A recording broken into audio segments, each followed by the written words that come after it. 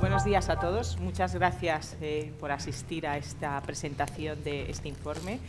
Quería agradecer a la vicepresidenta del Gobierno que se acaba de ir, pero estamos muy agradecidos por su presencia y muy agradecidos también a los patrocinadores que han hecho posible que pudiéramos crear este informe, que bueno, pues han sido Altran, Ericsson, EY, Huawei y Orange.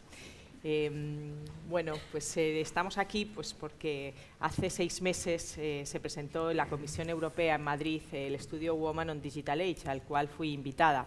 Y me llamó mucho la atención esos resultados que nos presentaron, ¿no? Aparte de la baja presencia de las mujeres en este sector, me llamó mucho la atención pues, que ese número además iba disminuyendo cada vez más, y pensé que eso era una cosa pues, importante de ser estudiada, ¿no? También me llamó mucho la atención que en España pues, tenemos en las primeras líneas, pues tenemos consejeras delegadas y presidentas con mucha notoriedad, ¿no? Pues como son Elena Herrero en HP, Marta Martínez en IBM, Esther Garcés en Isla Link, en fin, me dejo a muchas, pero Fuencisla Clemares en Google, Nathalie Picot en Twitter. O sea, tenemos grandes mujeres llevando puestos de muchísima responsabilidad en primeros niveles, ¿no? Y también me pareció llamativo con respecto a otros países en el cual no sucede. Pero lo que más me llamó la atención fue que en España estábamos ya trabajando en libros blancos, estábamos trabajando ya en recomendaciones, y que nadie se había parado a hacer un estudio para, con datos rigurosos, hacer una foto clara o un diagnóstico de cuál era la situación de las mujeres en la economía digital, y se empezaba a criticar al sector tecnológico, ¿no? Entonces dije, mira, esto no puede ser. Y entonces pues, hablé con Carlota Tarín, que es la socia directora de Quanticae, que había hecho el estudio para la Comisión Europea, y bueno, pues le comenté esa inquietud y decidimos preparar este informe para la economía española durante el año 2018, ¿no? Ha sido un estudio que ha durado 6 meses, lo hemos hecho con datos de la EPA, por lo tanto pues, muy actualizados.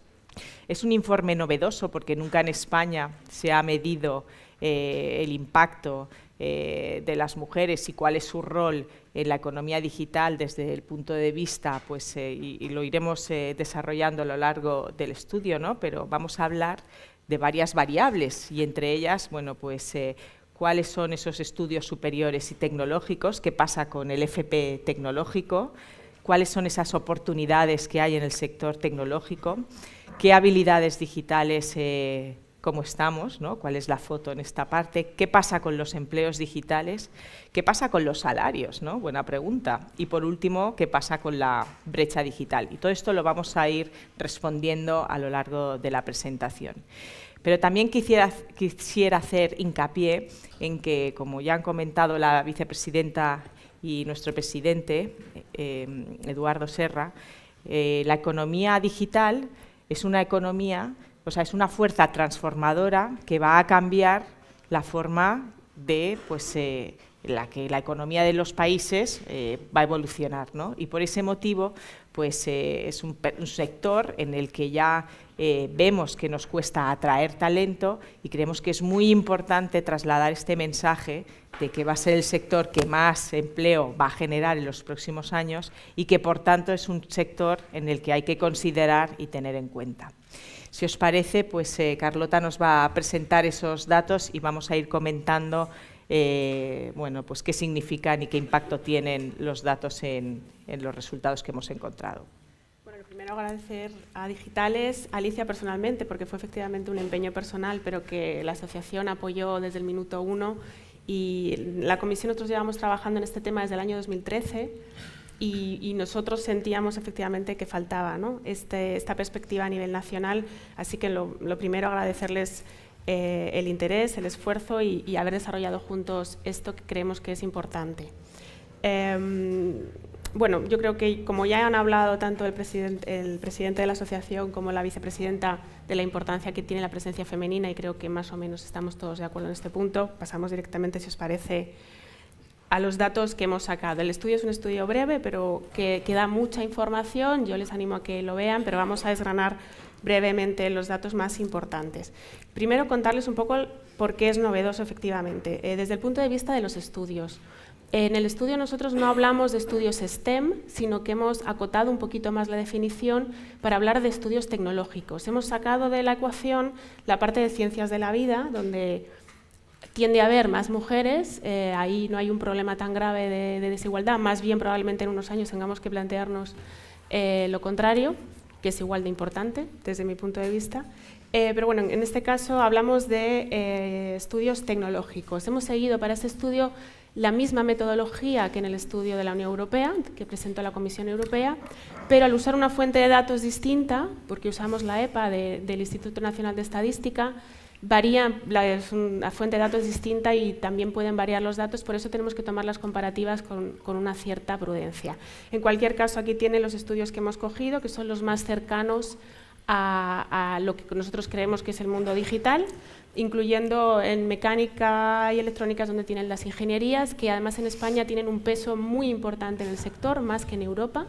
Las ingenierías son una fuente de empleados, de personas para el sector digital muy importante. Tenemos una educación que tiende a ser clásica en este sentido. Y los datos lo que nos muestran es bueno, pues algo que ya han comentado incluso en la introducción, ¿no? Pues que la brecha de género es muy importante. De entre todas las personas en España con estudios superiores, los que tienen estudios de tipo tecnológico entre los hombres superan el 15% y sin embargo las mujeres no llegan al 3%. La brecha, me temo que no es de la mitad, no es que los hombres sean el doble, es que son casi 6 veces más. Hablamos de una brecha que es más grande que en Europa y que además se está acrecentando. En general, como ven, la tendencia además es negativa, tanto para hombres como mujeres, y es algo que nos debería preocupar como sector mucho, porque cada vez encontrar talento va a ser más complicado. Subrayamos que es el 3%. Subrayamos que el 3%, perdón, no te entendí. El 3%, ¿no? El número de el porcentaje de mujeres sí, que estudian, efectivamente. Eligen estudios tecnológicos superiores. El 2,6 exactamente no llega al 3%. No llega redondeando al 3. hablamos del 3%. Por tanto, claramente, ¿no? Pues la diferencia es brutal. De hecho, las mujeres son, si consideramos todos aquellos que tienen estudios superiores de tipo tecnológico, las mujeres son el 14,6%. Muy bien. Y como ven, de nuevo, pues la cifra está decreciendo en los últimos años. Un tema importante que además hemos comentado y ha comentado también Eduardo es el tema de la formación profesional. La formación profesional en España es muy escasa, especialmente en el sector tecnológico. En Europa, la media de personas con formación de tipo tecnológico que cuentan con estudios no universitarios son en torno al 36%. En España, el global no llega al 28%, pero es que entre las mujeres no llega al 8%. Aquí, por lo tanto, hay un problema grave, creemos, además es algo que la Unión Europea nos ha recomendado en varias ocasiones a España, que es fomentar la formación profesional, y vemos que en el mundo tecnológico es algo muy importante, y especialmente, como digo, entre las mujeres, porque la cifra, como ven, no llega al 8%, es prácticamente anecdótica.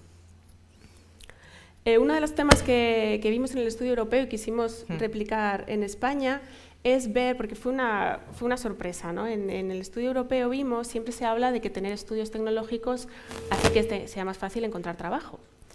Parece que es algo que dábamos por hecho. Pues en el estudio europeo vimos que esto efectivamente era así para los hombres, pero no era así para las mujeres.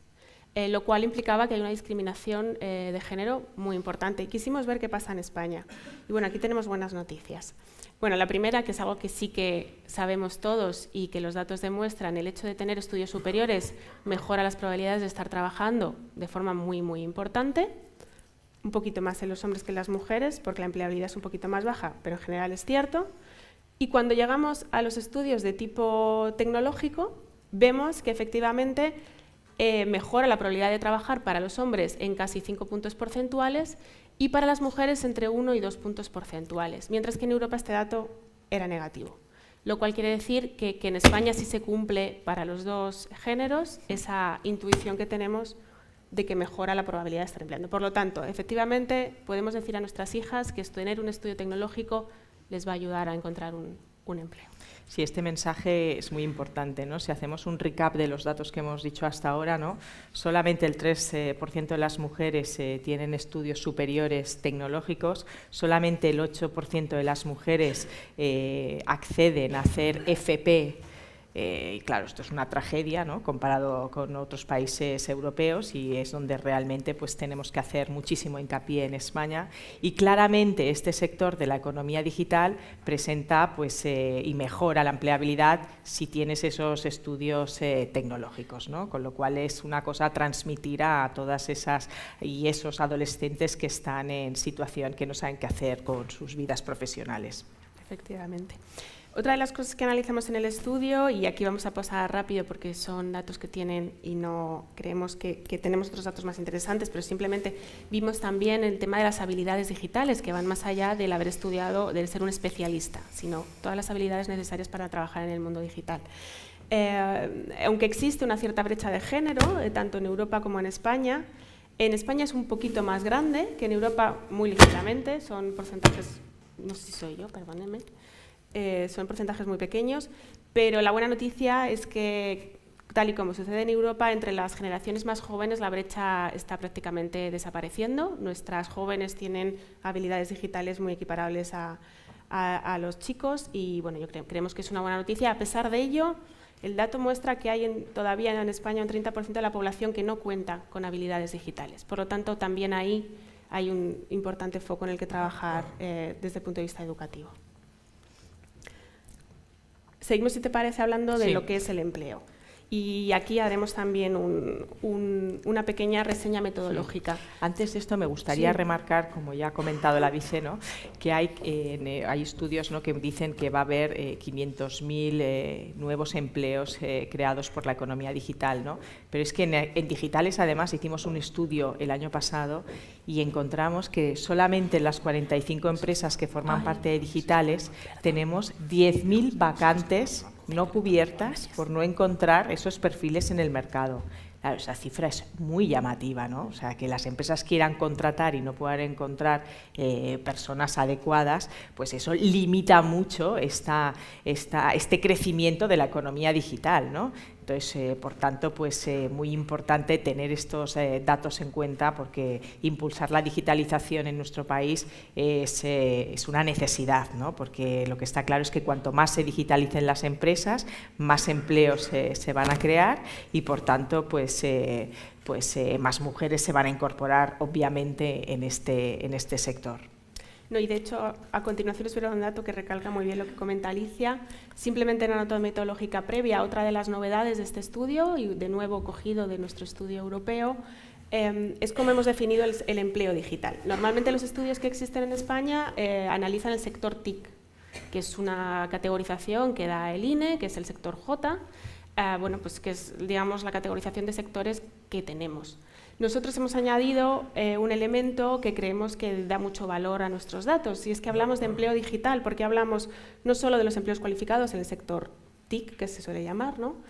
Sino que hemos añadido los empleos claramente digitales en cualquier ámbito de actividad. Nos referimos, por ejemplo, a un diseñador multimedia, a un programador o a un gestor de redes en un sector de hostelería, en el sector comercio, en transportes, etcétera. Y esta es otra de las grandes novedades del estudio. Claro, como la economía digital es transversal a todas las áreas, de todas las áreas sectoriales, pues nosotros hemos querido incluir esos perfiles tecnológicos y digitales en este estudio y eso es lo que también es novedoso. Efectivamente. ¿Y esto qué nos dice? Bueno, pues mire, entre otras cosas, los datos que comentaba Alicia, una mala noticia para España, y es que nosotros tenemos el dato de que los empleos digitales, de las personas que trabajan, el 3,5% en general, trabaja en empleos digitales. Esta cifra roza el 6% en Europa. Esto quiere decir, y además hemos visto que hay más brecha en la parte de estos puestos en otros sectores de actividad. ¿Qué quiere decir? Que tenemos todavía un reto en la transformación. Todavía está claro que hay muchos sectores de la economía española que no tienen estos puestos de trabajo porque no están suficientemente digitalizados. Exactamente, eso es una llamada de atención para que las empresas nos vayamos digitalizando a más velocidad y que hagamos que ese 3,5, ¿no?, pues se equipare al 5,8% de la Unión Europea y a más pues conforme vayamos avanzando. Siguen siendo más de 660.000 personas en España. Quiero decir, es evidentemente un porcentaje muy importante, pero con un potencial de crecimiento todavía alto. Desde el punto de vista de género, bueno, pues vemos que las cifras, de nuevo, la brecha es muy importante. Los hombres que trabajan, de los que trabajan, el 5,2% trabaja en este tipo de empleos, mientras que solo el 2% de las mujeres lo hace. Esto quiere decir que, bueno, pues que hay 2,6 veces más hombres que mujeres trabajando en empleos digitales. En Europa, de hecho, el porcentaje es un poquito mejor, porque la brecha en Europa es un poquito más alta. Ahora recapitularemos, pero verán que les decía que la brecha en la parte de estudios era más grande en España que en Europa, mientras que en empleos no. ¿Esto qué nos dice? Pues que el gran cuello de botella en nuestro país está efectivamente en la elección de los estudios. Eso es muy importante porque también es una diferencia con Europa. No sé, la gráfica aquella que teníamos, ¿te acuerdas, Carlota, en la que indicábamos el paso? Esta. Mira, como ven en esta pantalla, ¿no? Aquí se ve pues el número de graduados universitarios, bueno, pues que prácticamente en general, sin hacer el foco en carreras tecnológicas, pues está más o menos igualado. A la que bajamos a estudios tecnológicos, pues esa presencia femenina se disminuye al 18,6, y cuando entramos en el sector tecnológico, pues queda reducido al 15,6. Este mismo gráfico en Europa, el salto de la segunda barra a la tercera pues es mucho mayor, y eso significa que en España no hay barreras de entrada para entrar en la economía digital. Sin embargo, en Europa pues sí que las tienen, ¿no? Exactamente. De hecho, como decía, en Europa, de hecho, la gráfica es en torno al 50%, en torno al 25% y en torno al 12-13%. Va dividiéndose por dos en cada salto. Sin embargo, en nuestro caso, la gran brecha está en la elección de los estudios. Por darles un dato desde otra perspectiva, simplemente decirles que de todos los empleos digitales las mujeres son el 24%, y de ellas, las que tienen estudios tipo tecnológico, baja al dato que tienen en pantalla, que es del 15%. Bueno, de hecho, en cualquier ámbito educativo seguimos siendo menos del 25% en el sector, en el empleo digital, digamos. Por lo tanto, evidentemente queda camino por hacer. Vamos a hablar, si te parece, Alicia, sí, muy bien. Adelante. Del dinero. Exacto. Bueno, aquí de nuevo tenemos buenas noticias y trabajo por hacer, ambas cosas. La buena noticia, si hablamos del salario medio, las mujeres en el sector TIC, aquí sí hablamos, perdónenme, de sector TIC, porque es una encuesta distinta de la INE que no permitía hacer la otra distinción, pero en el sector las mujeres ganan un 22% de media, 22,1 exactamente, de media para salario medio, más que en otros sectores. Para los hombres es muy parecido, es 22,2%, por lo tanto prácticamente es igual. Si analizamos lo que son las brechas salariales, la brecha sin ajustar, que es la que mide el salario hora, la del sector TIC es un 13,6, la de otros sectores es un 13,5, es prácticamente la misma. La gran diferencia viene cuando ajustamos. La brecha ajustada, que es la que compara personas equiparables, queremos decir empresas del mismo tamaño, sectores parecidos, con mismo nivel educativo, con misma experiencia, iguales. La brecha en el sector es de un 8,9, mientras que en otros sectores sube a un 14,2. Cuando hablamos de brecha ajustada es lo que solemos entender por discriminación salarial, ¿vale? El resto de la brecha es la que tiene que ver con distintos puestos. ¿Qué implica que pasemos de un 8 a un 13? Bueno, pues que también seguimos viendo que en el sector, aunque menos que en otros sectores, pero sigue habiendo el problema del techo de cristal, ¿no? La mujer ocupa todavía puestos menos especializados y menos remunerados. Entonces, para recapitular esta parte, ¿no?, del empleo, el primer recap ha sido más en la parte de formación y ahora pues en la parte del empleo, ¿no? Pues me gustaría destacar que en este sector hay demanda y eso pues queda claro, ¿no? Encima, además, es un sector en el que el 22%, o sea, los salarios son un 22% más altos que en otros sectores, con lo cual animo a aquellos que no sepan dónde orientar su carrera a que consideren nuevamente el sector de la economía digital. Y por último, pues destacar que efectivamente pues hay una brecha, pero inferior a la que hay en otros sectores, ¿no? Con lo cual pues somos conscientes de esta situación y bueno, pues tendríamos, ¿no?, que una de las conclusiones es que tendríamos que luchar también pues con esos estereotipos de género también en nuestro sector, ¿no? Efectivamente.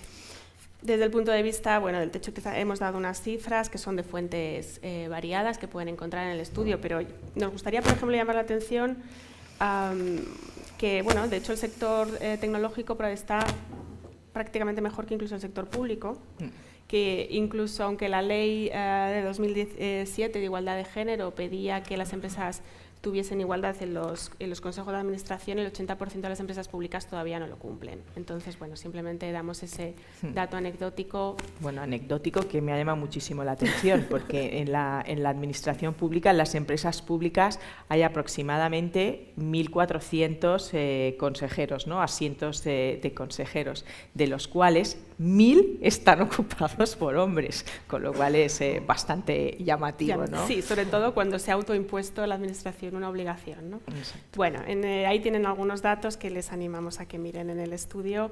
Y bueno, sin más, hablábamos de algunos de los problemas por los que la mujer todavía tiene problemas para escalar en su carrera profesional, en el sector TIC y en todos, y bueno, pues tienen que ver con redes informales de decisión que están muy masculinizados, con, bueno, pues con los estereotipos que hemos mencionado. Sí. Tampoco nos vamos a alargar. No, exactamente. O sea, lo que queremos trasladar es que efectivamente pues las barreras de entrada son mucho más bajas en este sector, pero es verdad que luego cuesta mucho prosperar, ¿no? Y en eso queda reflejado en esos datos de techo de cristal, ¿no? Y bueno, yo por mi parte te dejo las recomendaciones. Pues para las conclusiones, o sea, a mí me gustaría que quedara muy claro, ¿no?, que de este estudio lo que sacamos, ¿no?, como información realmente valiosa es que tenemos una necesidad clara de fomentar esas vocaciones tecnológicas, porque es ahí donde empieza el problema, ¿no? Esa es la clave, ¿no? No podemos tener más mujeres en la economía digital tecnólogas si no entran más mujeres en ese proceso, ¿no? Con lo cual ahí es donde tenemos que poner el foco. Además, es un sector que necesita atraer talento, porque como ya hemos comentado, es un sector en crecimiento y que va a generar pues muchísimas oportunidades y por tanto pues no se puede permitir un sector tan potente, ¿no?, pues que no cuente con el 50% de la población, y eso es un tema relevante, ¿no? Y por otro lado, pues efectivamente pues nos hemos dado cuenta con esa baja participación de mujeres en este sector, ¿no?, y esa brecha digital que hemos encontrado, a pesar de que sea mejor que en otros sectores, pues que también tenemos que hacer deberes por nuestra parte y luchar contra esos estereotipos de género, ¿no? ¿Y qué recomendaciones hacemos a partir de ahí, ¿no? Pues el primero y más importante, visibilizar esos modelos y referentes femeninos en el sector, del cual pues es un sector que además podemos presumir de tener grandes CEOs y grandes presidentas. Muy importante cambiar el modelo educativo. Parece que la vicepresidenta estaba convencida, no obstante seguiremos insistiendo. Promover esa corresponsabilidad, y si queréis esto es un tema más cultural, ¿no?, del cuidado de las personas y de las tareas domésticas, porque es verdad que hay muchas horas no remuneradas que siguen cayendo más sobre la mujer que sobre el hombre. Y por último, pues promover prácticas inclusivas en el sector y luchar contra ese techo de cristal. Por nuestra parte, pues nada más. Abrimos, si queréis, un tiempo limitado para hacer preguntas si alguien lo desea.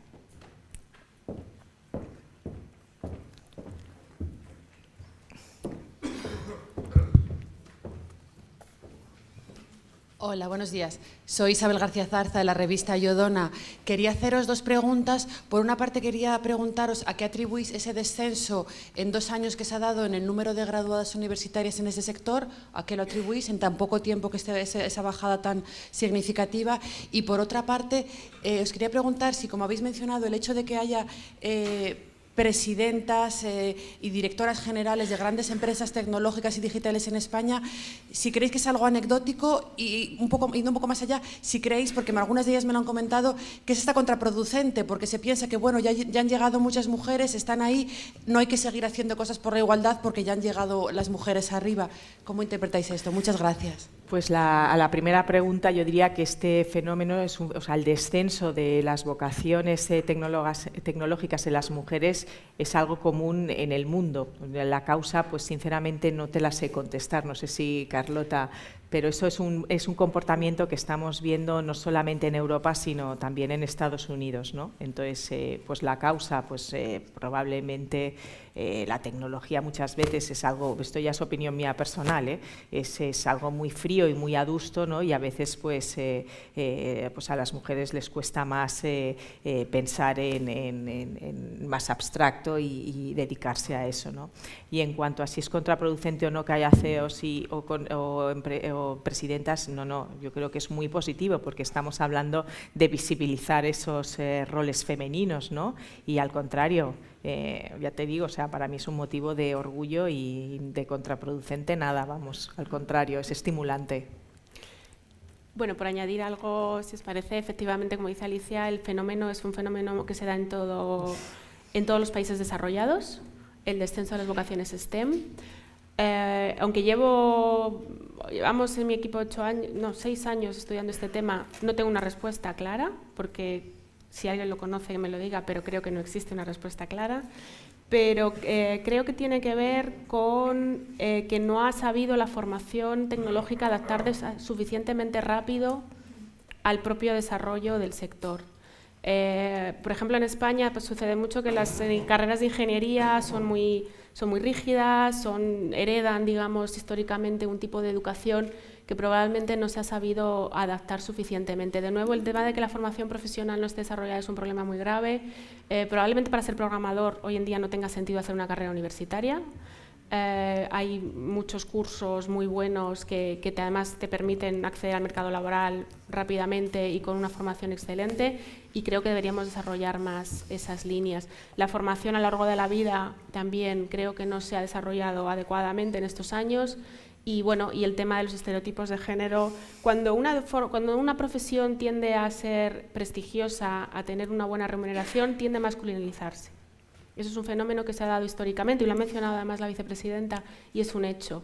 Si ves los datos de cuando empezaron las carreras de informática, el nivel de hombres y mujeres era el mismo, pero era una educación muy de frikis, perdonen por la expresión. Y la tendencia ha sido esa. Entonces, bueno, no es algo nuestro, es algo que es un mal que estamos sufriendo y además afecta a hombres y mujeres, quiero dejar eso claro, y por lo tanto tiene que ser una preocupación primordial para para las autoridades educativas y para la sociedad en general. Desde el punto de vista de las CEOs no puedo estar más de acuerdo, no puede ser nada más que positivo, pero no puede dejar que olvidemos que hay un problema en medio. En España sigue habiendo, en toda Europa, en el sector, un problema con los mandos intermedios, que suelen ser también un cuello de botella, y ahí hay que hacer incidencia, necesitamos formación, necesitamos ver nuestra evaluación del mérito, nuestros sistemas de promoción, hay que evaluarlos, hacerlos más transparentes, y ahí hay trabajo por hacer todavía.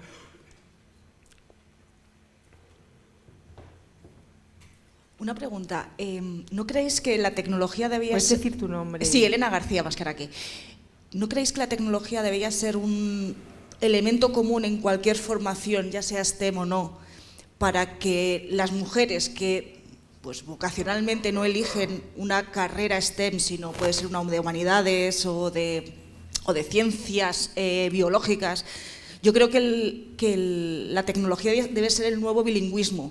Entonces, más que fomentar el que las mujeres sean todas ingenieras o en una carrera puramente STEM, ¿no creéis que la tecnología debía ser nuestro nuevo bilingüismo y que una periodista sepa de tecnología, una médico sepa de tecnología, de tal manera que desde cualquier especialidad puedan acceder a este mundo digital? Pues sí, desde luego no puedo estar más de acuerdo en eso también, y es algo que pues conforme se van presentando anteproyectos en la Ley de Educación, pues siempre intentamos influir en esa línea, ¿no? Es verdad que la tecnología se debe explicar desde que los niños son pequeños y se debe explicar de una forma que no genere rechazo, y ahí pues muchas veces es el profesor el que pues tiene que hacer el esfuerzo, ¿no? De explicar la tecnología de forma divertida, ¿no? Y efectivamente la tecnología, se puede explicar historia con tecnología y se puede explicar matemáticas y aprendiendo a programar, así que totalmente de acuerdo, sí. Sí, vamos, poco más que añadir, efectivamente.